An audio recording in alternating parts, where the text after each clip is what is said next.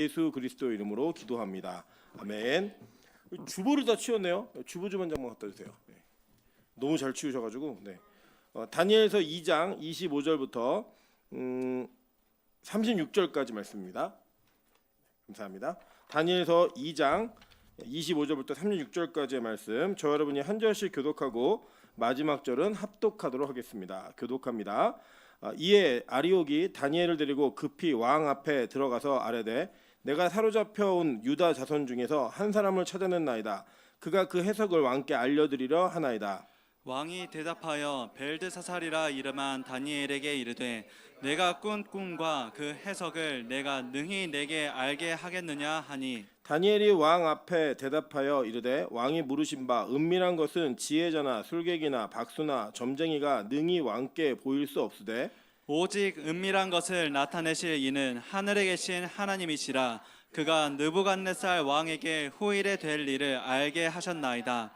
왕의 꿈 곧 왕이 침상에서 머릿속으로 받은 환상은 이러하니이다. 왕이여, 왕이 침상에서 장래일을 생각하실 때 은밀한 것을 나타내시는 이가 장래일을 왕에게 알게 하셨사오며, 내게 이 은밀한 것을 나타내심은 내 지혜가 모든 사람보다 낫기 때문이 아니라 오직 그 해석을 왕에게 알려서 왕이 마음으로 생각하던 것을 왕에게 알려주려 하심이니이다. 왕이여, 왕이 한 큰 신상을 보셨나이다. 그 신상이 왕의 앞에 섰는데 크고 광채가 매우 찬란하며 그 모양이 심히 두려우니, 그 우상의 머리는 순금이요 가슴과 두 팔은 은이요 배와 넓적다리는 노시요 그 종아리는 쇠요, 그 발은 얼마는 쇠요, 얼마는 진흙이었나이다.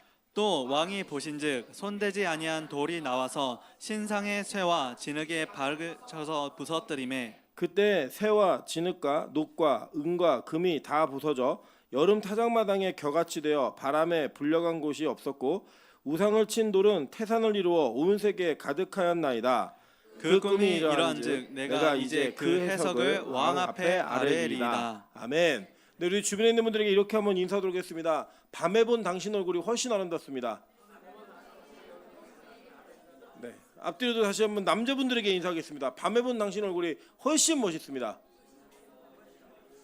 네, 차마 말은 못하시네요. 예, 교회에서 거짓말하기가 좀 어려우신지 말씀 못하고 계신데, 어쨌든 우리 교회에 세상적인 기준으로 잘생겼다, 예쁘다 이런 기준이 아니라 이 밤에 예배하고 있는 당신의 얼굴이 가장 아름다운 얼굴이고 가장 멋진 얼굴입니다. 그것을 기억하시면서 다시 한번 앞뒤로 축복하도록 하겠습니다. 지금까지 본 얼굴 중에 최고 멋있는 얼굴입니다.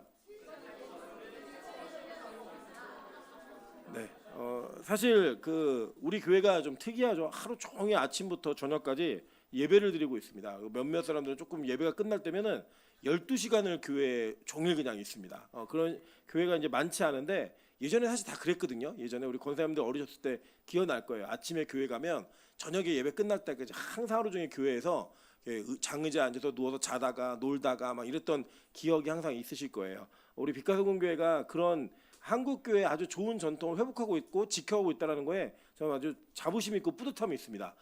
저는 안 피곤한가? 진짜 피곤해요. 죽을 것 같습니다. 근데 그 은혜가 우리에게 주어지면 그 피곤을 뛰어넘는 하나님의 능력이 나타납니다. 여러분, 그것들을 경험하는 귀한 교회 되셨으면 좋겠습니다.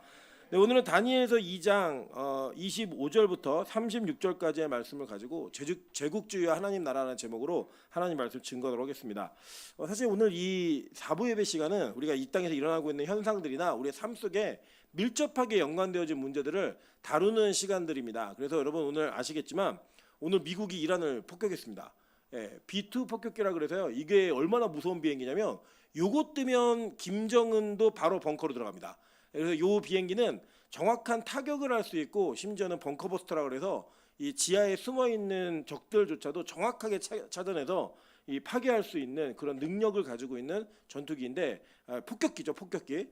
오늘 이란의 3군데의 핵시설을 파괴했습니다. 이 전쟁에 우리는 이게 전쟁이 일어나면 와, 전쟁이 일어났구나라는 뉴스밖에는 못 듣지만, 그 전쟁의 뉴스 속에 이 전쟁이 왜 일어난 건가를 살펴보시면 사실 이 전쟁은 이미 조짐이 있었던 전쟁이었습니다. 그러니까 여러분 보시는 것처럼 이 전체 우리 전 세계에 핵을 가지고 있는 나라들이 있거든요. 그러니까 공식적으로 가지고 있는 5나라예요. 그러니까 유엔의 상임이사고 5개 국가는 공식적으로 핵을 가지고 있는 나라입니다. 그리고 불법적으로 핵을 가지고 있는 나라가 있습니다. 어떤 나라일까요? 예, 북한 그리고 이스라엘입니다. 예, 합법적이지 않아요. 근데 이스라엘이 왜 핵을 가지고 있냐면 이스라엘은 이 중동의 그 지도를 보시면 종교적인 지도를 보시면 그 특이한 지도가 그려져 있는데 유대교를 가지고 있는 이스라엘을 중심으로 다 이슬람 국가들입니다. 그래서 이 이슬람 국가들하고 이스라엘하고 실전을 붙으면 이 전쟁을 붙으면 어떤 식의 전쟁을 하냐면 종교 전쟁을 합니다.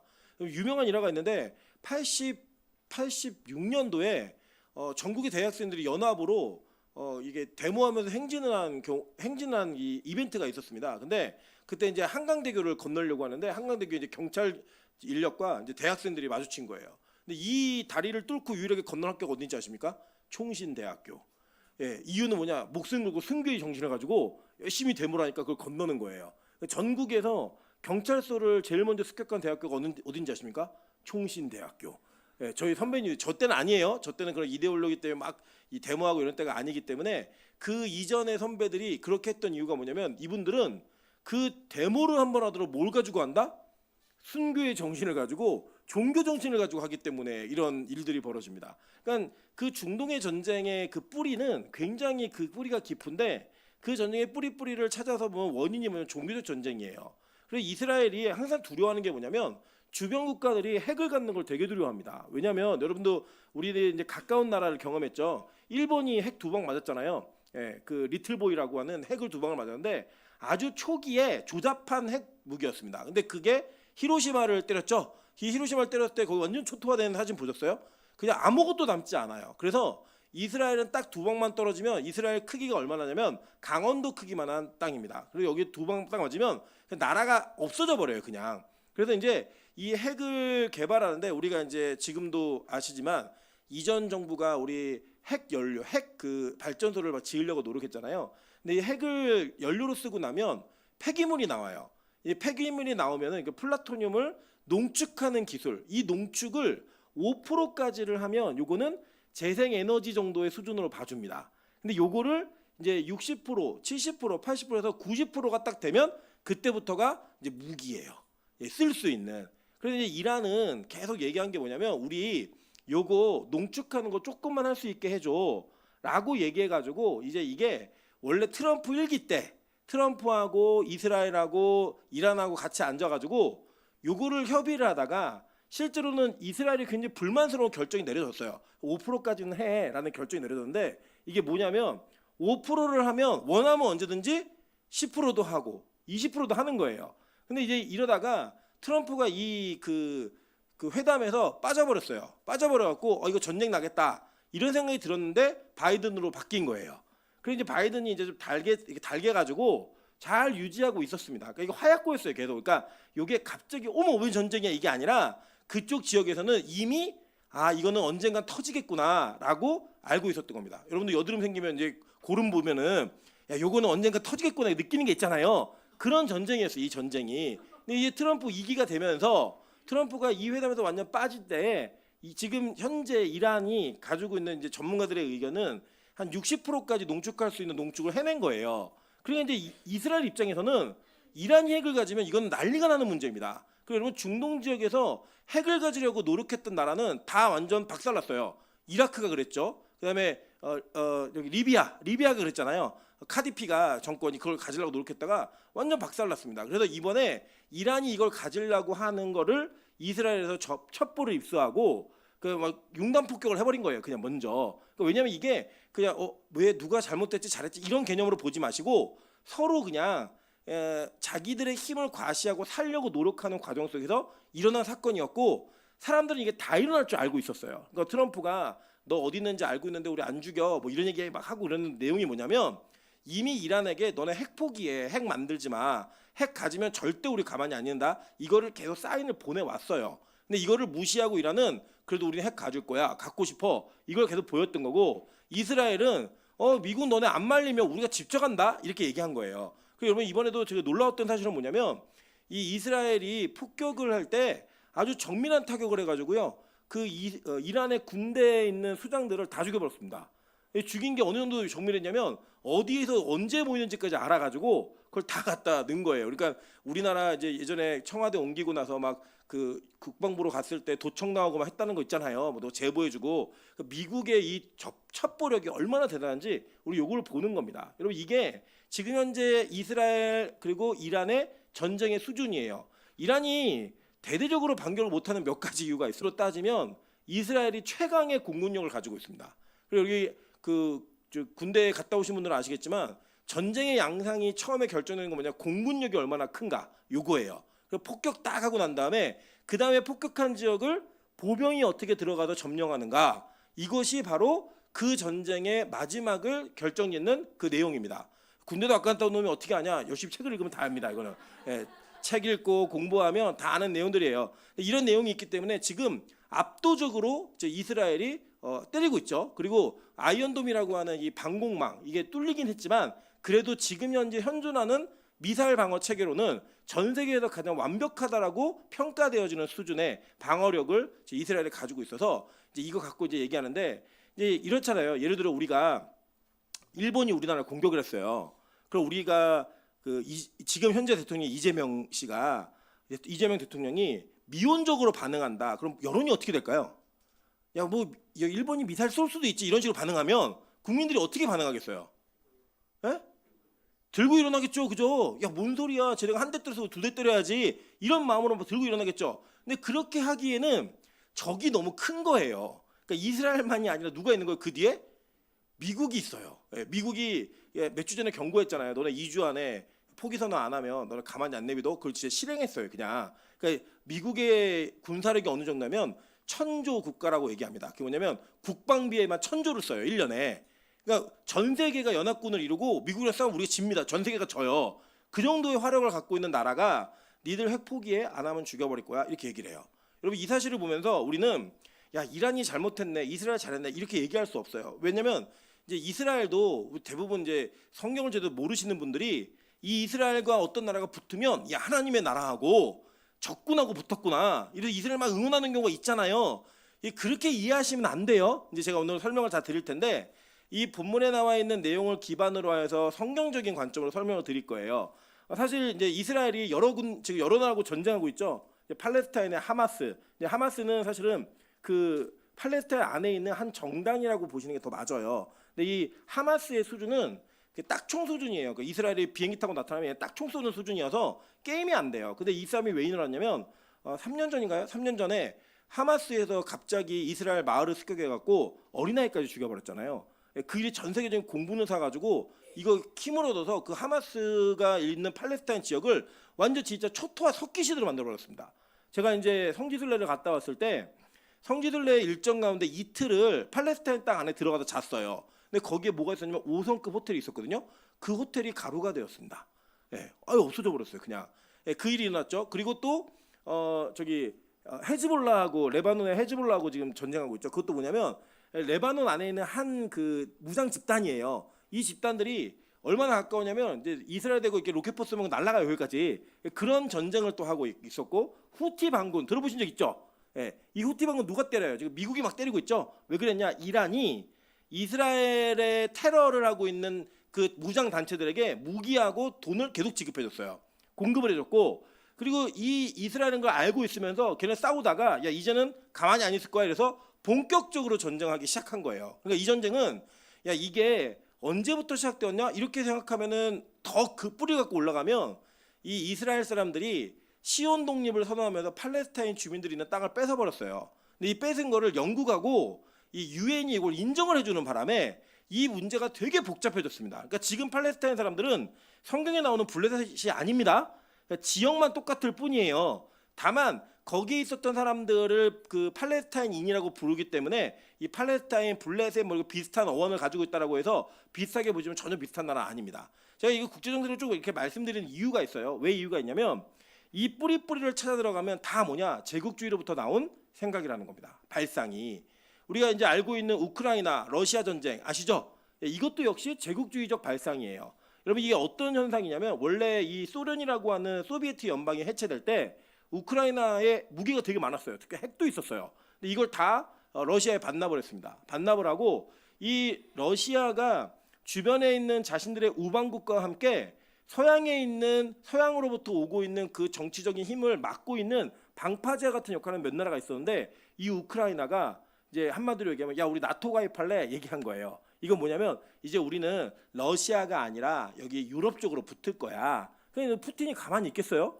원래 자기 영토였는데 자기 나라였는데 이 전체가 그래서 이 전쟁이 침략 전쟁으로 시작된 거고 그 탱크를 몰고 가는 이 전쟁 저는 사실 되게 놀라는 게 뭐냐면 저는 개인적으로 러시아가 탱크를 가지고 우크라이나에 들어가지 않을 거라고 생각했습니다. 개인적인 견해로 21세기 무슨 전쟁을 그렇게 하겠어. 뭐 말이나 하고 말겠지. 저는 그 진짜 쳐들어갈 때 정말 놀랐어요. 진짜 이게 가능한 일이구나. 그러면서 그 뒤에 계속적인 군사적 충돌이 막 일어나고 있죠. 여러분 이렇게 이런 것들이 일어나고 있는 가운데 뭐냐면 극우주의를 기반으로 한 이 제국주의적 발상과 제국주의적 정치 이념이 전 세계적으로 지금 득표하고 있어요. 이게 잘 들으세요. 득표하고 있다는 거예요. 이게 굉장히 위험한 성경적인 관점으로 다시 한번 재검하고 다시 한번 살펴봐야 되는 영역 중에 하나입니다. 먼저 이제 미국의 예를 좀 들어볼게요. 미국이라는 나라가 굉장히 거대한 경제력과 뭐 국방력 다 가지고 있잖아요. 그래서 자기 스스로를 경찰 국가라고 여겼습니다. 이 경찰국이 여겼는데 그래서 이 미국이 약간은 좀 상대들에게 배려가 많았어요. 손해를 보더라도 그래 우리가 좀 손해 보고 말지 이런 주의였습니다. 그 중에 하나가 뭐냐면 이민 정책이었어요. 그러니까 너네 막 들어오고 싶으면 들어와서 일해 이거였어요. 그래서 저희 선배들 저 때까지만 해도 유학을 가면 그 유학을 간 나라에서 공부도 하지만 동시에 뭘 했어요? 일도 할 수 있었습니다. 그러니까 이게 뭐냐면 불법으로 일을 하는 거예요. 사실은 학생 비자로 가면 일을 못 하는 게 정상입니다. 예를 들면 우리나라에 학생 비자로 들어온 유학생이 직업을 가졌다? 불법입니다. 합법이 아니에요. 그런데 미국이 이런 걸 허용해줬단 말이에요. 그래서 많은 유색인종과 이 개발도상국 그리고 못 사는 나라에서 유학 온 학생들을 배려하는 정책들을 펼쳤습니다. 이거 하나만 봐도 미국은 이제 포용적인 국가였어요. 근데 그러다가 이제 어떤 일들이 발생했냐면 아시아인이나 그 멕시코 이쪽 그 히스패닉 쪽보다 못 사는 백인들이 생기기 시작한 거예요. 나라에. 그러니까 우리로 얘기하면 쉽게 얘기하면 우리는 그 말레이시아, 뭐 중국 이런 데 막 이게 노동자들이 들어오잖아요. 이분들이 막 일자리를 차지해 갖고 그게 막일이나 어려운 일을 다 하다 보니까 평균 연봉이 한국 사람보다 더 나아진 거예요. 그런 현상이 벌어진 겁니다. 그래서 샤이보스라고 하는 사람들을 누가 자극했냐면 트럼프 같은 극우주의자들이 자극한 거예요. 야, 니는 나 뽑아주면 내가 다 쫓아내 보낼게. 너네 일자리 찾아줄게. 너네 돈 벌게 해줄게. 이걸 얘기한 거예요. 그래서 그들이 나타난 현상이 뭐냐면 그래? 그럼 우리는 공개적으로 나는 트럼프를 지지한다고 말은 안 하지만 내가 몰래 찍어줄게. 이런 샤이보수가 생기기 시작한 겁니다. 여러분 그래서 실제로 그 힐러리하고 트럼프하고 붙었을 때 다 힐러리가 이긴다고 생각했어요. 여론은 다 이긴다고 생각했어요. 근데 어떤 일이 벌어졌죠? 역전돼서 이겼잖아요. 이런 일들이 벌어진 게 뭐냐? 자기가 실제로 야 나는 이러이러한 이유 때문에 트럼프를 찍었어. 이 말은 못 하는데 나 트럼프 찍었다라고 말은 못 해요. 근데 실제로는 트럼프를 찍어야 나에게 유익이 있겠구나 라고 하면서 찍은 현상이 일어났다는 거예요. 여러분 뭐 저는 개인적으로 제가 지금 한국의 정치 상황을 말은 안 할게요. 왜냐면 이거 말을 해버리면 또 우리 교회가 목사가 정치적 편향성을 가지고 있다 이런 얘기가 막 들어올까 봐. 우리나라가 지금 가지고 있는 현실도 비슷합니다. 다르지 않아요. 그리고 왜 자꾸 극우를 지지하고 말도 안 되는 극단적인 주장들을 하는 사람들을 지지하는가에 대한 근원이 어디에 있는지를 잘 보시자는 거예요. 지금 미국이 하는 일이 뭐냐면 이거예요. 야, 나 힘 있는데 내 앞에 다 꿇어. 내 앞에 다 꿇어야 니네 살게 해줄게 라고 얘기하면서 말도 안 되게 막 관세를 80% 100% 막 때리는 거예요. 정신 나간 놈이죠. 죄송해요. 정신이 나갔죠. 일국의 지도자가 전 세계의 질서, 경제 질서를 한꺼번에 이렇게 흐트릴 수가 없거든요. 근데 그렇게 할 수 있는 이유가 뭔지 아세요? 나 미국 대통령이야. 이거예요. 여러분 얘네 가나 대통령이나 한국 대통령이 미국한테 앞으로 우리나라에 들어오는 거 관세 200% 뗀다고 어떤 일이 벌어졌는지 아세요? 제소당해가지고요. 우리 어마어마한 벌금을 물 수밖에 없는 현실에 처해지고요. 우리나라 고립됩니다. 야 저기 한국 막아. 그럼 우리나라 막으면 난리 나요. 미국 다 철수해. 미군 철수해. 이런 일들 쉽게 벌어질 수 있는 일이에요. 근데 우리나라는 그걸 못하는데 저기 나라는 해요. 왜요? 힘이 있다는 거예요. 여러분 오늘 성경에 보시면 이 바벨론의 왕이었던 느부갓네살이 여러분 다니엘하고 엮여 있는 이야기만 들으면 와 느부갓네살이 마치 이렇게 벌거벗은 임금님처럼 되게 인자하고 이런 임금님 같다고 생각할 수도 있겠지만 이 느부갓네살은 굉장히 위대한 제국주의적 왕이었습니다. 그럼 제국주의 정의가 뭐냐 이거예요. 힘을 가지고 모든 문화와 모든 경제와 모든 군사력을 동원하여 이 민족의 다양성을 통폐합해 가지고 그 위에 통치권을 가지고 계속 팽창하는 것을 주장하는 게 제국주의예요. 그래서 성경에 등장하는 5대 제국이 있습니다. 어디일까요? 성경에 등장하는 5대 제국 찍어보세요. 로마 순서대로 제일 먼저 애굽은 사실 제국주의는 아니었어요. 왜냐하면 애굽은 상당히 큰 나라이긴 했지만 애굽은 막 팽창하려고는 하지 않았어요. 그러면 첫 번째 제국주의가 어디일까요? 아수르, 그죠? 아수르. 그 다음에는요?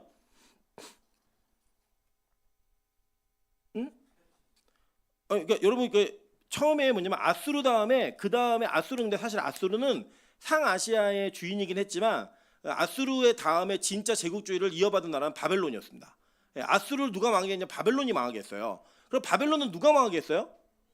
페르시아가 망하게 했어요. 이 페르시아의 후예가 누구냐면 바로 이란이에요, 여러분. 페르시아의 후손들이 다 이란 사람들입니다. 이 페르시아의 후예가 바로 페르시아가 메데바사, 성경에는 그렇게 나와 있죠. 메데바사라고는 바사가 페르시아 그 줄임말인데 이거 번역을 좀 다시 했으면 좋겠어요. 이런 거는 성경 이해할 수 있도록. 그 다음에 제국이 뭐냐? 이 페르시아를 망하게 한 사람이 누구예요? 페르시아를 망하게 한 여러분 잘 아시는 왕이에요. 이 왕은 전 세계적으로 유명합니다.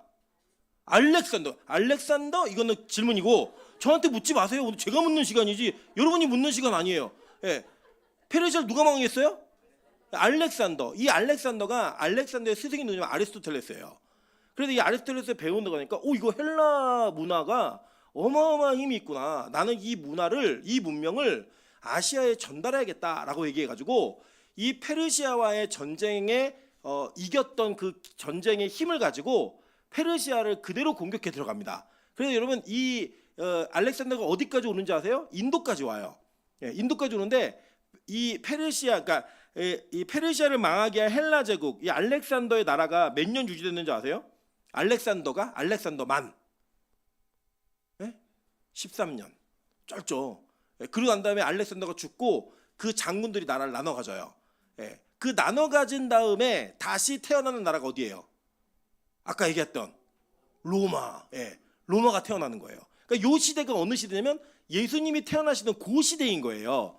그러니까 여러 제국주의가 지나가는 가운데 성경은 항상 그 시대 가운데 있었던 사건을 같이 맞물려서 병행해서 쭉 일어나고 있는 일들이에요. 그래서 나중에 저희 기회가 되시면 이렇게 그 성경의 인물들이 활동하던 시대가 전 세계적으로 어떤 나라가 패권을 가지고 있었는가 이걸 보시면 성경이 진짜 실감나는 이야기구나 이게 또 느껴지는 부분들이 있어요. 그러니까 이렇게 이어져서 로마라는 제국으로 사실은 마무리가 된 것 같았지만 여러분 1차 세계대전, 2차 세계대전 이 모든 것들의 전쟁의 근원적인 거는 다 제국주의적 발상에 의해서 일어난 전쟁들이라는 거예요. 여러분 이 제국주의가 얼마나 매력적이냐면 이런 겁니다. 약육강식이 그대로 적용되는 거예요. 힘 있는 나라가 힘이 없는 나라를 점령해서 그 나라의 것들을 수탈하고 명분은 너네도 잘 살게 해줄게, 너네도 좋은 나라가 되게 해줄게 요거지만 결과적으로는 힘 있는 나라가 힘 없는 나라를 약탈해 갈 수 있는 것을 합법화하는 거예요. 우리도 이 제국주의에 당한 경험이 있죠. 그게 바로 일본 수탈이 우리나라를 그렇게 만들었던 거예요. 그래서 이 제국주의라고 하는 것은 이 세상이 가지고 있는 가장 기초적인 논리입니다. 이게 뭐냐? 힘 있는 자가 힘 없는 자를 마음대로 할 수 있다라는 거예요. 마음대로 할 수 있다. 여러분이 대통령이 되시면 여러분의 소신껏 모든 일을 다 할 수 있으실 것 같죠? 그렇지 않습니다. 실제 국제사회로 가면 내가 옛날에는 막 어디가 싫다라고 막 얘기했어도 내가 대통령이 막상 돼서 전체 살림을 책임져야 되잖아요. 그럼 그게 안 돼요. 제가 이제 부교육자 때 일을 하다 보면은 어떤 일이 있냐면 아니 교회가 이런 것도 못해줘 이런 불만이 되게 많았어요. 부교육자니까. 왜냐면 저는 제 부서만 생각했던 거예요. 항상. 그래서 제가 막상 담임 목사가 돼 보니까 사실은 제가 부교육자 때 이거보다 더 큰 공동체를 몇 번씩을 다뤘거든요. 그럼에도 불구하고 담임 목사가 다룰 수 있는 생각 속에서 조절하는 그 조절이 이 부교육자 때 더 큰 공동체가 있어도 달라요. 완전 달라요. 그때는 이 부교육자가 담당하고 있는 부서만 잘 되면 돼. 근데 만약 제가 진짜 담임이 돼 보니까요, 그렇지 않더라고요. 전체가 균형 있게 만들어주는 일을 해야 되는 거예요. 그래서 여러분, 우리나라는 전 세계의 강대국이라고 얘기하기에는 너무나 작은 나라이고, 우리가 무언가를 힘있게 할 수 있다라고 얘기하기에는 너무나 약소한 국가임을 여러분 인식하셔야 됩니다. 그래서 우리가 왜 이 제국주의와 하나님 나라를 연결지어서 공부해야 되는지를 한번 잘 살펴보셔야 되는 거예요. 그러니까 지금 이 나라의 전쟁들, 뭐 일어나고 있는 사건들, 이 모든 게 일어날 때마다 지금 막 세대주의자들 또 난리 났어요. 야, 드디어 예수님의 재림이 온다, 3차 대전 일어난다 막 얘기하는데 절대 속지 마세요. 여러분, 이 전쟁은 주님 오시는 그날까지 계속 멈추지 않고 계속 일어날 거예요. 왜냐하면 이 제국주의의 출발과 근원은 인간의 탐욕과 죄악성의 뿌리를 두고 있기 때문입니다. 여러분 잘 보세요. 먼저 이 제국주의는 하나님의 창조 질서를 어기고 있는 거예요. 하나님이 이 땅을 만드시면서 각양각색에 맞는 하나님의 나라 가운데 모을 백성들을 다양한 민족으로 세우셨어요. 그래서 백인도 있고 흑인도 있고 황인도 있는 거예요. 뭐 옛날에 부흥사 목사님들이 이런 거 얘기하실 때 백인은 너무 탈까봐 살짝 구워갖고 하얘졌고, 흑인은 타다가 이게 하다가 너무 졸아가지고 또 타버렸고, 이 황인들은 그래도 적당히 구워가지고 제일 제대로 나왔다, 이런 유머들을 하시지만 하나님이 그렇게 실수하셔서 만든 존재가 아니라 하나님이 각 나라와 민족과 문화를 하나님께서 허락하시는 영역 안에서 다양하게 세우셨다는 거예요. 그런데 이거를 전체주의화 시켜서 내가 원하는 방식대로 단일화해서 확장하겠다라고 얘기하는 것 자체가 이미 하나님의 창조 질서에 도전하고 있는 내용이라는 겁니다. 저는 교회가 다양해야 되는 이유가 있다고 생각해요. 왜냐하면 하나님은 여러분 각자를 하나님의 사람으로 특색 있고 독립적인 인격으로 인정하시며 창조하셨어요. 이거 잊으시면 안 됩니다. 제가 이거를 이제 그 실제적인 현상으로 얘기해 보면 이런 거예요. 제가 두 아이를 키우고 있는데 아이가 뭐 나이 차이가 4살 정도가 나요. 근데 이 두 아이의 캐릭터가 완전 달라요. 우리 주일학교 교육자들은 동의되는 부분이 있을 거예요. 찬수는 아까도 이제 찬수가 앉아서 막 조는 거예요. 확 조니까 제가 찬수야 들어가서 자 그랬더니 아영전 도사님이 이러는 거예요. 예. 그 뒤 얘기 뭘까요? 예. 아영전 도사님이 예배드리라고 했기 때문에 자기는 잘 수가 없다는 거예요. 너무 졸려와도. 근데 찬이 같은 경우는 어떠냐면 누가 뭐라 그래도 상관없어요. 지가 졸려면 자요 그냥.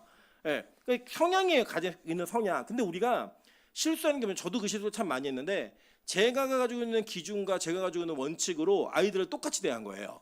그러니까 저의 양육 방식에 상처가 많은 아이는 찬수예요.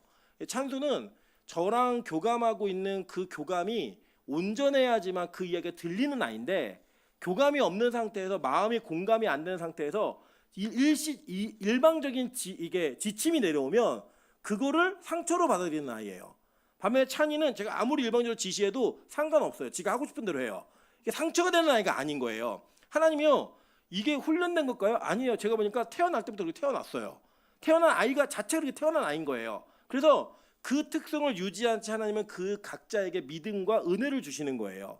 찬수는 자기는 죽어도 목사가 되겠대요. 근데 찬이는 자기는 아이돌을 하다가 은퇴하고 목사가 되겠대요. 어쨌든 이 두 아이가 같이 목사가 되겠다고 얘기하는데 이 두 아이의 캐릭터는 완전 다르다는 거예요. 그러면 나중에 진짜 그런 일이 벌어지면 안 되겠지만 둘 다 목사가 되면 이 두 아이가 목회하는 방식이 똑같을까요? 다르겠죠. 그러면 이 두 아이의 방식에 맞추어서 그 교회가 이루어지겠죠. 여러분 예를 들면 빛과소금 교회는 동일한 빛과소금 교회이지만 최학교 원로 목사님이 계신 빛과소금 교회와 임철 목사가 담임하고 있는 빛과소금 교회는 좀 다른 교회예요. 왜냐하면 하나님이 다양성을 인정하시기 때문입니다. 이 발상이 맞지 않음에도 불구하고 우리는 무엇이든지 내 눈에 보이는 기준과 내가 가지고 있는 원리 원칙에 따라 통일된 하나를 이루는 게 너무 좋아 보이는 거예요. 이것을 힘으로 강요하면 이게 제국주의적 발상과 그 마음이 우리 안에 들어오는 거예요. 여러분 교회는 절대 그렇게 일방적으로 어떤 사람에 의해서 모두가 강요되어진 원칙과 원리를 갖고 가는 게 아니에요. 그걸 세울 수 있는 분 딱 한 분, 하나님 외에는 아무도 없어요. 그러니까 성경에 말한 원리는 그게 돼야 돼요. 그렇지만 우리가 그것을 다양하게 받아들이는 건 나쁜 게 아니라고요. 예를 들면 여기 빛과소금 교회 머리가 빨주노초 하는 뭐가 있을 수 있겠죠. 우리 권사님도 불편하실 거예요. 예배 드리는데 앞에서 하얀 머리가 왔다 갔다 하는데 봤더니 청년이에요. 노년인 줄 알았더니. 그러면 여러분 불편하실 거 아니에요. 이제 머리 왜 저렇게 하고 다니지? 며느리가 갑자기 왔는데 며느리가 빨간 머리 하고 온 거예요. 어머니 저 성령 충만해 보려고요. 머리 빨간 머리 하고 온 거예요. 그 이해가 안 되잖아요. 그게 너 머리가 왜 그래 불났니 막 별의별 얘기가 다 나오겠죠. 여러분 이런 것처럼 우리 교회 안에 다양성이라는 것을 무시하기 시작하면 작은 제국주의적 성향이 일어날 수 있다는 거예요. 여러분 대형 교회들이 뭐 이 지역에 상관없이 마구마구 전도하는 일들이 벌어집니다. 실제로 제가 아는 어떤 대형 교회는 주변에 있는 교회 가운데 서울에 있는 경기도권에 있는 교회였는데 서울 문패가 붙여져 있는 교회는 다 전도라 그랬어요. 예, 무슨 말인지 이해되세요? 그러니까 서울로까지 교회를 다니는 사람들은 다 전도도 데려오라고 얘기해가지고 거긴 교육자들을 어떤 식으로 취급하냐면 월급을 처음에 똑같이 줘요. 사례를. 근데 2배 부흥시키면 사례가 2배로 늘어납니다. 3배를 부흥시키면 3배가 늘어나요. 예, 그냥 이런 교회는 철저한 전투와 경쟁밖에는 없는 곳이 돼버린 거죠. 그렇게 전도하는 데가 있고 또 제 친구가 사역했던 교회 한 군데 어떤 교회냐면 출석 평균 인원수가 꼴찌면 무조건 그의 사임이에요. 예, 이유 없어요. 그냥 딱 적어놔요. 매주마다 오늘 이번 주에 몇 명, 그 통계 몇 명, 평균 몇 명 딱 적어서 꼴찌는 말도 하지 않아요. 그냥 사임하고 자리 치워야 돼요. 예, 그런 교회가 있어요. 그러니까 피 터지게 뛰는 거예요, 막 사람들이. 이런 형태의 교회 형식을 가지고 있는 그 교회들은요 경영은 잘 될 수 있어요. 그런데 그 경영의 방식이 하나님이 원하시는 방식하고는 전혀 다른 방식일 수 있다는 겁니다. 근데 이게 나라로 옮겨지면 그 나라가 가지고 있는 힘과 그 나라가 가지고 있는 권력과 군사력으로 상대방을 너무나 억압하고 어떤 나라에게 큰 피해를 끼치면서 이익을 보고자 하는 그런 수단으로 활용이 되어지면 이거는 뭐 우리가 작게는 이렇게 느낄 수 있지만 더 크게는 굉장히 큰 제국주의적 사고를 가지고 이 세상을 바라보는 눈을 갖게 된다는 겁니다. 이게 굉장히 무서운 일이에요. 왜냐하면 이 히틀러가 통치했던 독일의 나치는 여러분 대중적 지지를 얻었어요, 안 얻었어요? 얻었어요. 투표에서 이겼다고요. 이겨서 그 정당성을 확보한 거예요. 여러분 그 확보가 우리가 지금 역사를 돌아보고 나니까 옳았어요, 옳지 않았어요? 옳지 않았다고요. 그럼에도 불구하고 대중의 지지가 기반이 되어지면 그게 옳은 것처럼 보여줄 수 있다는 거예요. 여러분 그래서 잘 보세요. 만약에 우리 빛가수 공교회 교인들이 투표를 하는데 나 개인의 유익을 위해 그 어떤 건 고려하지 않고 여러분이 원하고 지지하는 그 지지자가 여러분의 유익만을 채워주는 그 만족이 이루어지는 투표를 한다면 여러분도 역시 제국주의 사고에 물들어 있는 거예요. 누군가 그런 비전을 제시하고 야, 딴 사람들 못 살아도 니는 잘 살게 해줄게 라고 하는 그 내용을 들으면서 아 나는 그렇게 가야지 라고 해서 여러분 그걸 따라가면 우리도 역시 동일하게 제국주의자들에게 협력하고 그들이 옳다라고 말하는 기준을 가질 수 있다는 거예요. 여러분 그런 이기주의가 한국 사회에 되게 많이 나타나고 있죠. 여러분 아시는 것처럼 휴거라고 하는 단어 뭔지 아세요? 휴먼시아사는 거지예요. 예, 기생수가 뭔지 아세요? 기초생활수급자를 기생수라고 불러요. 아이들 사이에 그걸 그렇게 부릅니다. 그리고 요새는 그게 뭐죠? 결석하지 않고 뭐라 그러죠? 개근거지. 예, 개근거지. 여러분 저도 국민학교 때만 해도요 개근은 어마어마한 상이었어요. 그 사람의 성실을 증명하는 하나의 지표였다고요. 그래서 막 아파도 애들이 막 학교가 막 이랬는데 지금은 개근을 하면 거지라고 불려지는 이런 일들이 있는 거예요. 그 뭐에서부터 오는 발상인지 잘 생각해 보시자고요. 뭐 우리 아파트는 지 아파트하고는 다른 아파트야. 담벼락 높이 짓고 애들 못 지나가게 만들고 너 쟤랑 놀지 마. 너 공부 잘하는 애들이랑 놀아. 너 괜찮은 애들이랑 놀아야지. 너보다 못하는 애들 놀지 마. 이 얘기하는 게 다 그런 발상이라고요. 우열을 가리고 누군가가 누군가보다 더 뛰어나다라는 그 전제 속에서 약자들을 괴롭히고 그들을 핍박하는 그 모든 내용들이 우리 안에 있는 제국주의적 사고, 즉 정확히 말하면 인간의 죄성이 그대로 드러나는 이야기인 거예요. 여러분 이런 것도 하지 마세요. 결혼식장 가갖고 뭐 신부가 아까워, 신랑이 아까워 뭐 이런 얘기 하지 마세요. 우리 결혼식장에서 얼마나 사람들이 신랑이 아깝다고 얘기를 하는지 제가 그냥 너무 마음이 속상했거든요. 제 마음은 그렇지 않은데 저는 너무 귀한 아내를 얻었는데 막 사람들이 계속 신랑이 아깝다, 신랑 아깝다 이러니까 제가 거짓 증언하는 건가요? 너무 거짓말하면 안 되네요. 거짓말 그만하겠습니다. 어쨌든 그런 일들이 벌어지면 우리는 누군가 사랑해서 결혼하는 한 가정의 출발 속에 뭘 얘기하는 거예요? 이 사람은 우월하고 저 사람 열등해. 그걸 가려주면서 그 우월과 열등감 속에 일어나고 있는 누군가 누구보다 더 힘이 있고 더 능력 있기 때문에 이 사람의 주장과 이 사람이 원하는 대로 이걸 꾸려가야 된다라고 하는 그런 잘못된 전제를 심어주고 있는 거예요. 여러분 이게 강자 입장이 됐을 때는요. 약자의 입장보다 더 약자의 입장에 있었을 때는 이렇게 해야 된다고 생각했던 것들이 내가 강자의 입장이 되잖아요. 그게 너무 싫어요. 네. 예를 들면 이런 거겠죠. 여러분 부자가 세금 많이 내고 그리고 가난한 사람은 세금 좀 덜 내야 된다는 게 맞아요, 틀려요? 맞잖아요. 근데 여러분이 100억 벌어서 여러분 그 중에 50% 50억을 세금 내려고 한번 생각해 보세요. 그럼 이 나라 떠나고 싶다니까요. 야, 내가 열심히 수고해갖고 100억을 벌었는데 50억을 세금을 내라고? 저 인간들은 세금 뭐 안 내는 애도 있고 저 목사들 보니까 세금도 안 내고 막 그래서 저기 사는데 열받아요. 여러분 재밌는 일화를 얘기해 드리면 한동안 그 종교인들의 세금을 받자라는 움직임들이 엄청 많았습니다. 그래갖고 제 친구가 사모인데 어린이집 원장이에요. 그 원장들이 모여갖고 막 얘기하는데 어떻게 목사들은 세금 안 내고 확 막 얘기한 거예요. 그래갖고 이 친구가 자기 남편이 부목사였는데 우리 남편 요만큼 받아 그랬더니 여론이 갑자기 바뀌더래요. 나라가 나쁘다. 왜 나라가 어떻게 그렇게 조금 받는 사람한테 그럴 수 있느냐 막 얘기한 거예요. 여러분 이렇게 우리는 이 땅에서 힘 있는 자가 힘 없는 자를 마음대로 할 수 있고 힘 없는 자들은 힘 있는 자들에게 머리를 조아려야지만 먹고 살 수 있다라고 얘기하는 이 논리를요 우린 별로 여과 없이 받아들인다고요. 대한민국은 역사 이래로 권력에 대항했던 모든 사람이 다 죽었어요. 오히려 그 권력에 부복하고 부종하고 부역했던 사람들은 어쨌든 자기의 위치를 유지했어요. 저는 우리 개인적으로 친일파들을 처단하지 못한 이 나라의 역사의 그 뿌리는 굉장히 오랫동안 후유증이 있다고 저는 생각합니다. 여러분 만약에 진짜 말처럼 친일했던 사람들은 떵떵거리며 살고 독립운동했던 사람은 폐지 죽고 산다고 생각하면 누가 이 나라에 위기가 있을 때 독립운동하겠어요?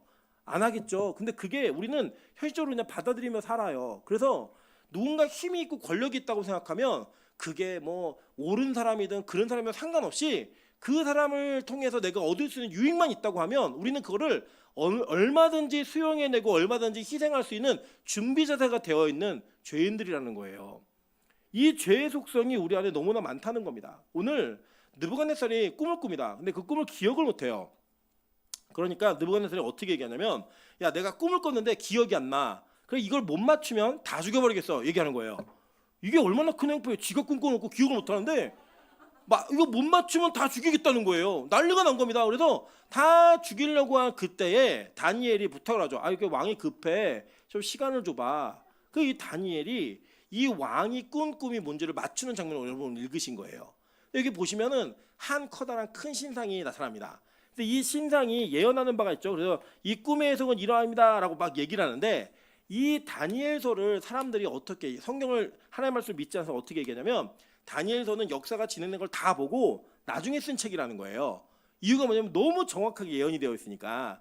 그리고 여기 보시면 자 먼저는 머리 부분에 금이었죠, 그죠? 기억 안 나시겠지만 뭐 그래요. 성경에 그렇게 써 있어요. 머리 부분이 금이었는데 이 금은 이스라엘을 포로로 잡아간 그리고 성전을 약탈했던 바벨론을 상징하는 거예요. 그 다음에 가슴 부위는 뭐였어요? 금 다음에 뭐가 나와야 돼요? 은, 그죠? 가슴과 두 팔은 은인데 이게 페르시아를 얘기하는 거예요. 예언의 내용이에요. 자, 배와 넓적다리는 뭘로 되어 있었죠? 금은 놋, 그죠? 이게 바로 헬라라고 하는 알렉산더 대왕의 나라를 이야기하는 겁니다. 종아리가 뭐였죠? 철, 그죠? 임철 할 때 철이에요. 저는 이제 쇠철자가 아니라 물막을 철자예요. 근데 어쨌든 이 철이 있었는데 이 철은 바로 여러분이 알고 있는 로마를 이야기하는 거예요. 그런데 보면은 발과 발가락은 철과 진흙으로 엉켜 있었다고 얘기합니다. 그러니까 이건 뭐냐면 그 위에 일어날 더 큰 많은 나라들과 다양한 제국들을 얘기하는 내용이에요. 지금 제가 말한 바벨론, 메데바사, 헬라, 로마 다 우리가 아까 공부했던 제국이었죠. 근데 이 제국들의 역사 속에 무언가 신상이 서 있는데 어디선가 다듬지 않은 돌 하나가 날라온다는 거예요. 여러분 다듬지 않은 돌이 영어로 뭐예요? 영어로 리빙스톤. 위인 이름을 기억하시면 돼요. 살아있는 돌, 손대지 않는 돌이라고요. 여러분 우리 이 살아있는 돌, 손대지 않는 돌에 대한 이야기는 여러분 우리 빛가서 공개는 정말 수도 없이 배웠습니다. 그죠? 수도 없이 배웠다고요. 그러면 자 살아있는 돌을 사용해서 만들어야 되는 그 하나의 이 형상이 뭐였어요? 제단, 그죠? 이 정도는 나와야죠. 여러분 타교에서는 대답할 수 없는 내용입니다. 살아있는 돌, 그러니까 산돌로 만들어야 되는 게 제단이었잖아요. 그리고 그 제단의 상징이 누구예요? 예수 그리스도였단 말이에요. 그래서 여러분 예수 그리스도를 반석, 산돌, 뭐 에벤 다 표현하는 모든 것들이 뭘 얘기하는 거냐면 살아있는 돌인 예수 그리스도를 이야기하는 거라고요. 그러면 보세요. 이 살아있는 돌인 예수 그리스도가 갑자기 날아와서 이 신상들을 다 깨뜨려 버렸어요. 그래서 이 신상들은 겨가 돼가지고 다 날아갔습니다. 날아갔고 이 살아있는 돌만 태산을 이루었다고 얘기해요.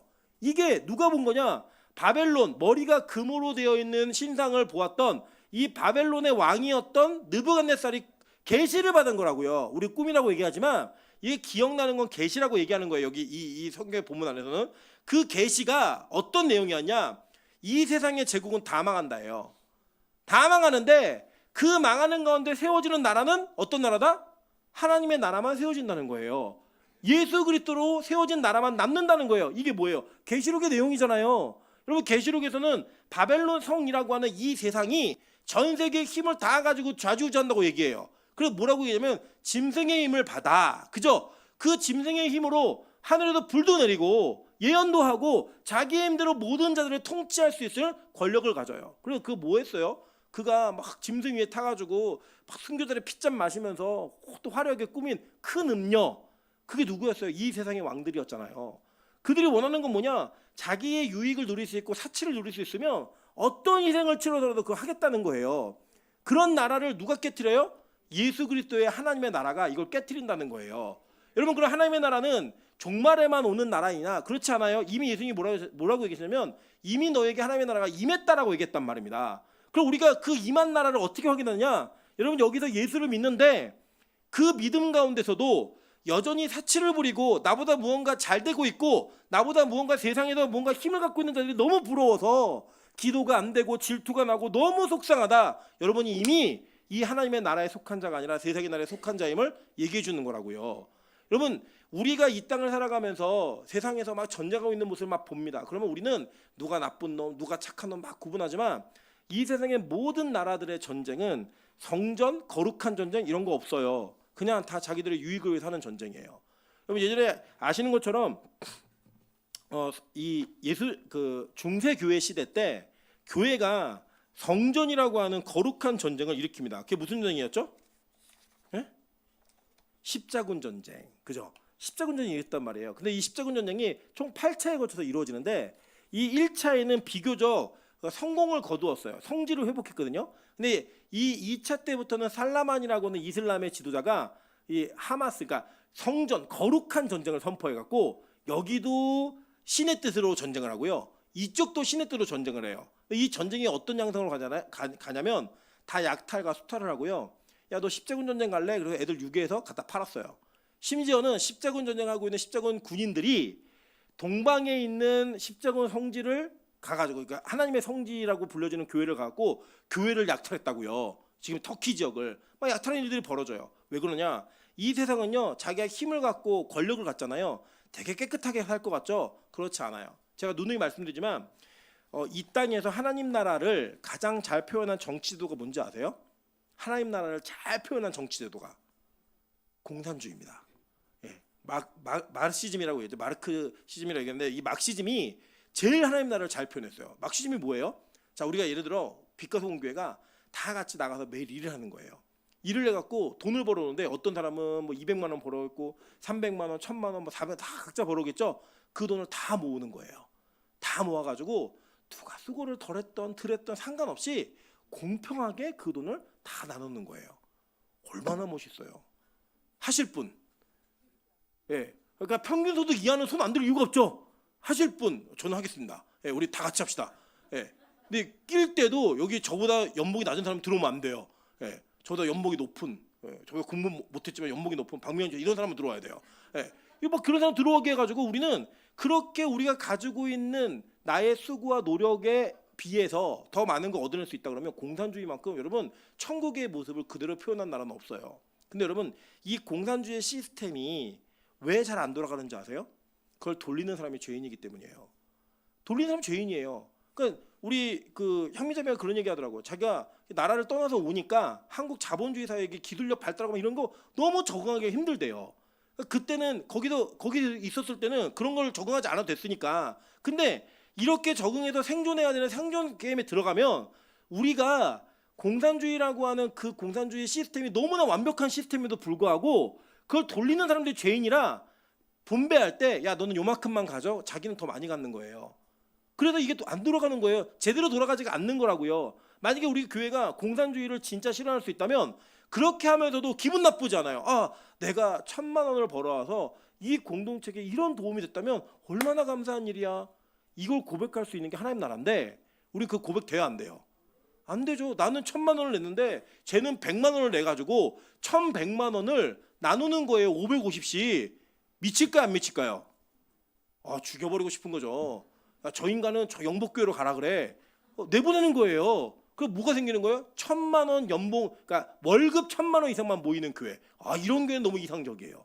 그걸 하는 거예요 지금. 누가요? 저기 송파, 서초, 강남 이 사람들 그 모여가지고 야 우리 한강 보이는 뷰 이 집값을 20억, 30억, 100억 만들자. 그래서 아무나 못 들어오게 하자. 가난하고 어려운 애들 와서 냄새나고 싫으니까 들어오지 말라 그래. 우리만 여기 그들만의 리그를 만들어낼 거야. 이거 하는 거예요. 그런 게 뭐예요 여러분? VIP 클럽, 백화점 가면 VIP 찡 끊어주고 우리 그거 다 부러워하지만 그게 뭐냐면 제국주의적 발상에서부터 나오는 그런 사람들이 정권을 잡고 그런 사람들이 총칼을 쥐면 뭐 하겠어요? 야 우리보다 약한 나라 있네? 빼서 가서 다 가지고 와. 왜? 저들은 미개하잖아. 우리가 개화시켜주고 계몽시켜줘야 돼. 이걸 명분으로 다 뺏어오는 사람이 되는 거예요. 여러분 이게 바로 인간의 죄성이 드러나고 있는 걸 보여주고 있는 거라고요.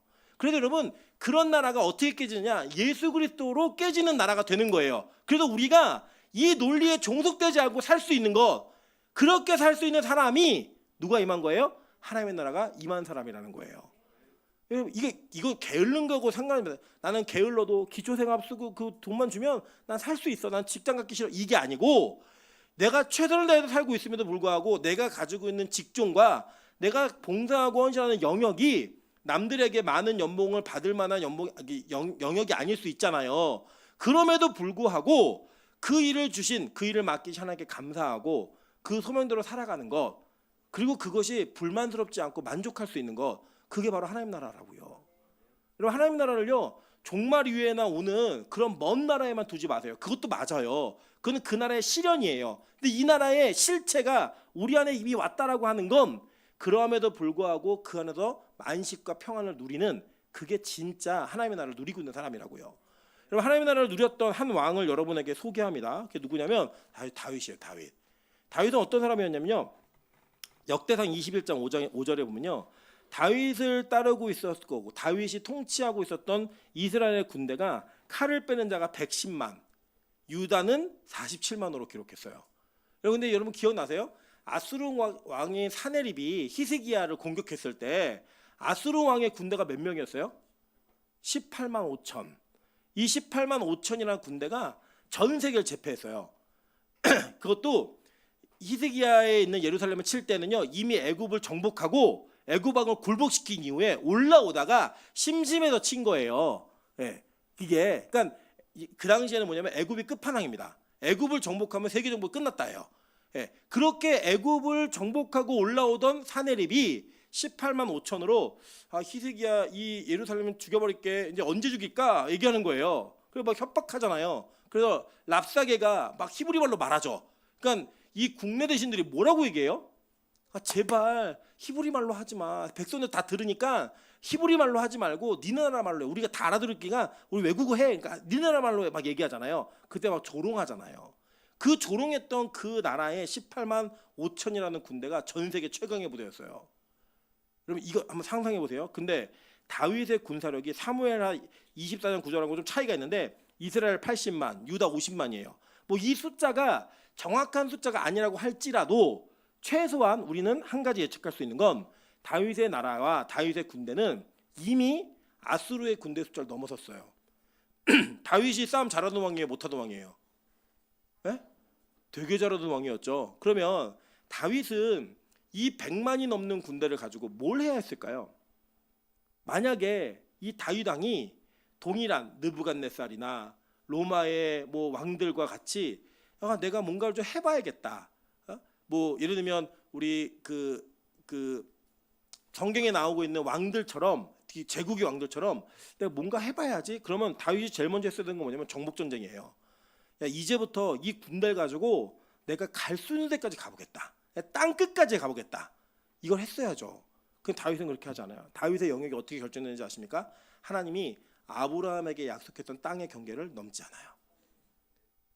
그게 바로 하나님 나라인 거예요.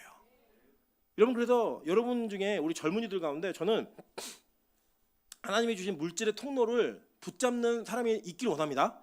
그런데 여러분, 아무리 여러분이 돈이 많고 할 수 있어도요, 여러분 대기업이 구멍가게가 하는 일을 하면 안 돼요. 이해되세요? 무슨 말인지? 여러분, 힘이 있어도 내가 다 가질 수 있는데 내가 이걸 가지면 누군가가 그 자리에 밀려나게 돼 있다고요. 근데 내가 어쨌든 이 자리를 가져서라도 저 사람의 밥줄을 끊어야겠다라고 생각이 드시면 하지 마시라고요.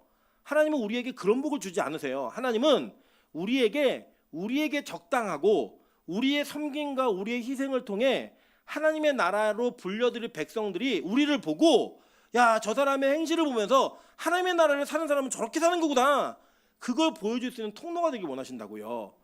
여러분, 힘 있다고 다 아는 거 아니에요. 여러분, 능력 있다고 다 아는 거 아니라고요. 제가 아주 재밌는 얘기를 들었어요. 어떤 한 목사님이 계신데 이 목사님은 정말 능력이 많아요. 근데 이 목사님은 목회를 못할 거래요. 이 소개해 주시는 분이. 이유를 들어봤더니 못할 것 같아요. 근데 진짜 못하더라고요. 이유가 뭐냐면 이 목사님 너무 뛰어나서 이분이 뭘 하냐, 부활절에 담임 목사인데 성가대 칸타타 지휘를 하세요. 네, 그리고 거기서 솔로를 하세요. 네, 그리고 설교를 해요. 네, 어떤 내용인지 아세요? 제가 오늘도 이제 명수 집사가 이것저것 막 다 하는 거 보면서 참아라 생각 들었던 게 뭐냐면, 알아요. 모르지 않는다고요. 근데 내가 할 수 있는 걸 다 보여주고 다 하다 보면요, 누군가 다른 사람이 세워야 될 자리를 뺏을 수밖에 없어요. 여러분 생각해 보세요. 제가 아침에 와갖고 찬양인도 하고, 그죠? 주일학교 가서 잠깐 설교하고 와서 담임 목사 또 여기 설교하고, 여러분 그러면 여러분은 편하다고 느낄 수는 있어요. 우리 목사님 참 재능이 많아. 주일학교도 하고. 저 주일학교 못해요. 저 주일학교 설교 해본 적도 없고, 주일학교 애들은 설교가 지루하면서 뒤로 누워버려요. 저는 그런 설교 뭐 할 수가 없어요. 애들 자꾸만 멱살 잡고 이러니까 주일학교 하고 뭐 설교도 하고 설거지도 하고 요리도 하고 다 하는 거예요. 다 하니까 얼마나 멋있어요. 야, 우리 담임 목사님 최고야. 우리 담임 목사님은 교인들 몇 명이 돼도 혼자서 그 모든 걸 다 해내. 운행까지 다 하고 다 하는 거예요. 여러분 그렇게 얘기할 수 있지만 뭐가 없는 줄 아세요, 여러분? 이 교회는 일꾼을 세울 수가 없어요. 이 교회는 사람을 세울 수가 없다고요. 그래서 여러분, 때로는 우리 권사님들이 볼 때 우리 청년들이 요리를 못하죠. 쟤네들이 오뎅국을 끓이면 이게 오뎅국인지 미역국인지 냉국인지 이게 모르는 맛이 나오죠. 그러다 보니까 막 우리 또 최종 권사님 보니까 막 애들 막 조미료 갖다 때려 붓는 거예요. 막 열받죠. 야, 조미료를 써? 조미료 쓰지 마. 막 얘기할 수 있죠. 근데 여러분, 기회를 주시라고요. 참고 그 기회를 통해 사람이 성장할 수 있는 자리를 남겨둬야지만 이 교회라고 하는 것이 은혜 가운데 세워지는 거예요.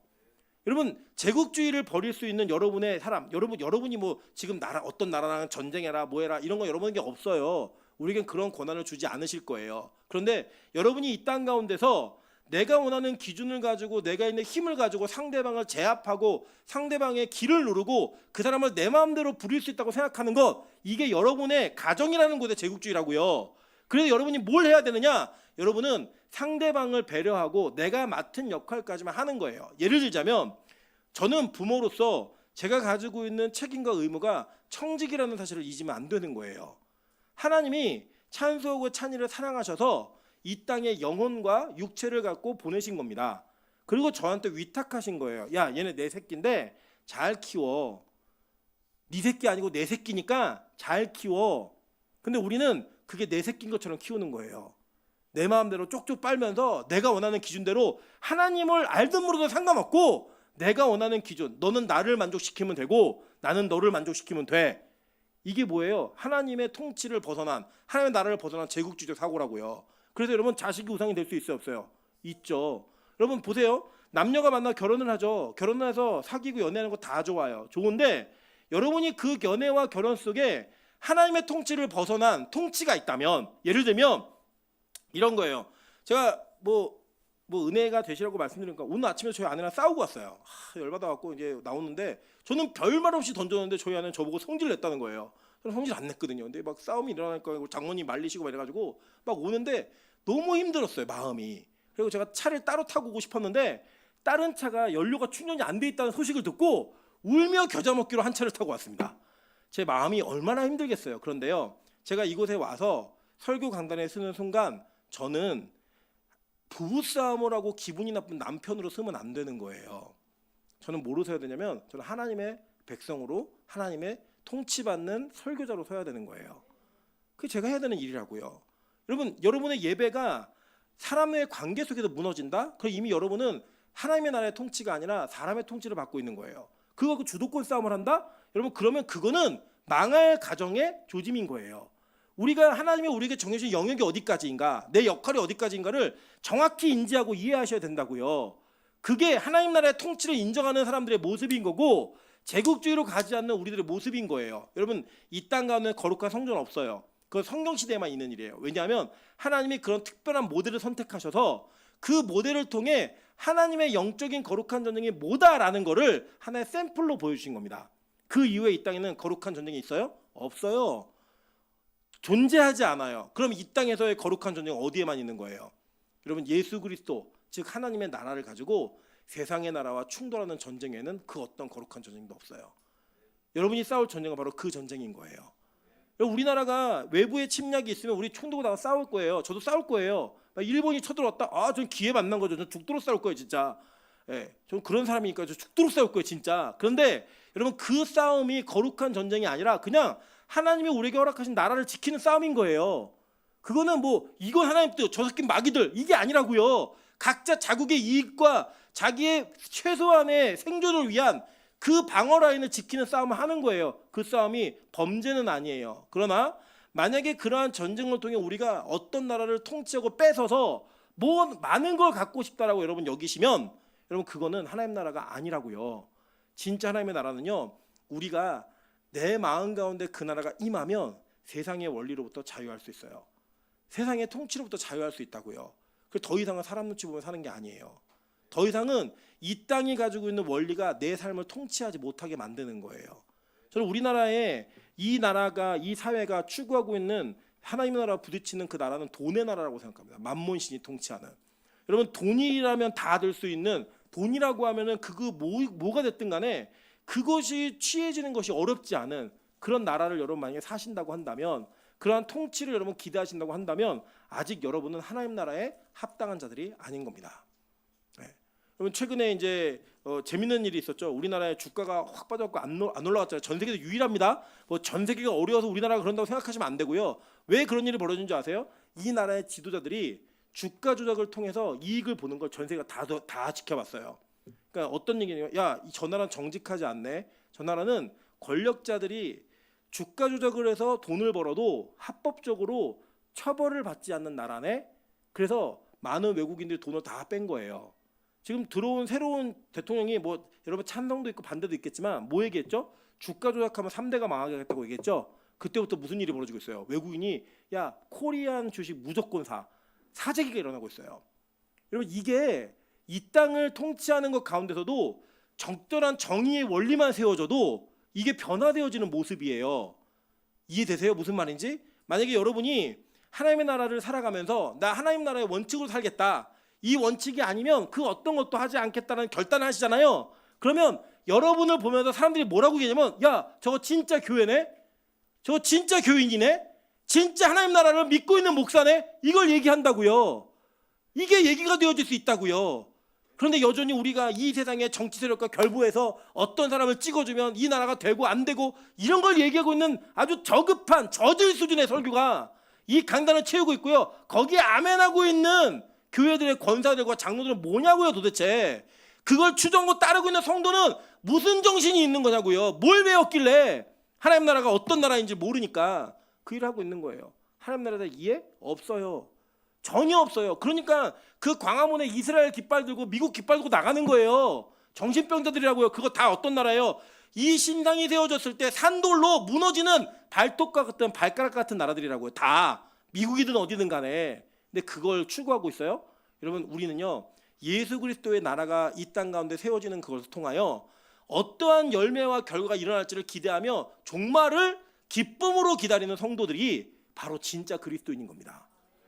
여러분, 제가 가끔 설교 시간도 말씀드리는 건데 어렸을 적에 땅 따먹기 많이 해보셨죠? 저 땅 따먹기 진짜 잘해요. 정말 진짜 잘하는데 이 땅 따먹기를 하면 땅을 한 번, 두 번, 세 번에 돌을 들어오게 하면 한 뼘으로 땅을 먹을 수가 있는. 저 지혜로워서 항상 놀라요. 엄청 많이 땅을 먹었어요. 근데 이 땅을 먹는 제가 그 땅을 먹고 있다가 집에서 엄마가 밥 먹어라 그럼요 애들 다 들어가요. 그냥 놀이터 절반이 제 땅이었는데 밥 먹어라 그러면 끝이에요. 그냥 그게 이 나라라고요. 그게 이곳이라고요. 여기서 건물이 몇 채가 있건 뭐가 있건 모든 걸 얼마나 가졌건 여러분 그 가진 것이 하나님이 얘들아 들어와라 그러면 끝이에요. 그냥.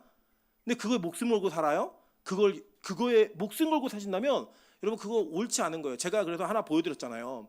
저희가 어쨌든 뭐 건물 하나 주시겠다 그랬을 때 제가 욕심이 났을까 안 났을까요? 저 욕심 났어요.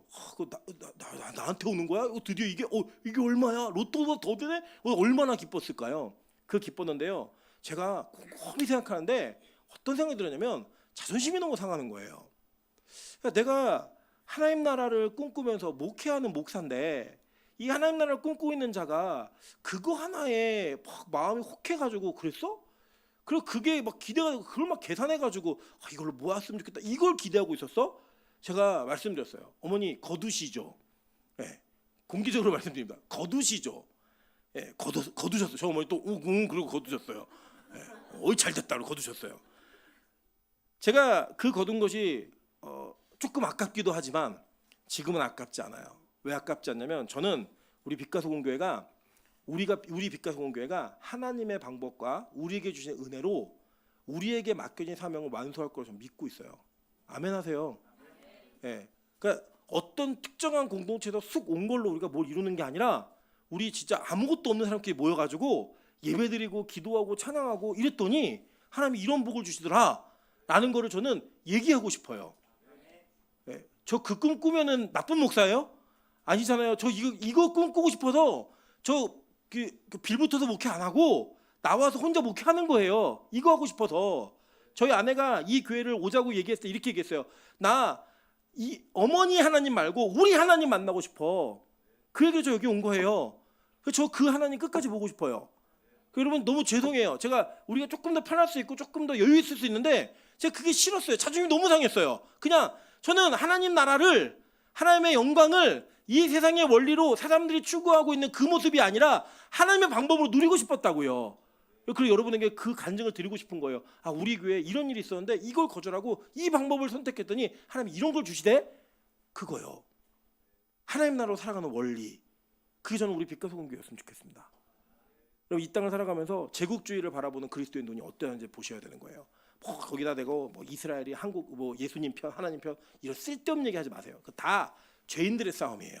죄인들의 싸움. 우리의 싸움 뭐예요? 우리가 하나님 나라를 소유하고 그 제국주의적 사고 그 내 가정에서의 제국주의 내 주변에서의 제국주의를 뛰어넘어 하나님 나라를 소유하는 자가 되는 것. 그게 바로 하나님 나라가 소유된 진짜 그리스도인이라고요. 우리 빛가소공교회가 그런 그리스도인들로 거듭나기를 주님의 이름으로 축원합니다. 같이 한번 찬양으로 기도하겠습니다. 이곳에 임하신 하나님 나라 가난한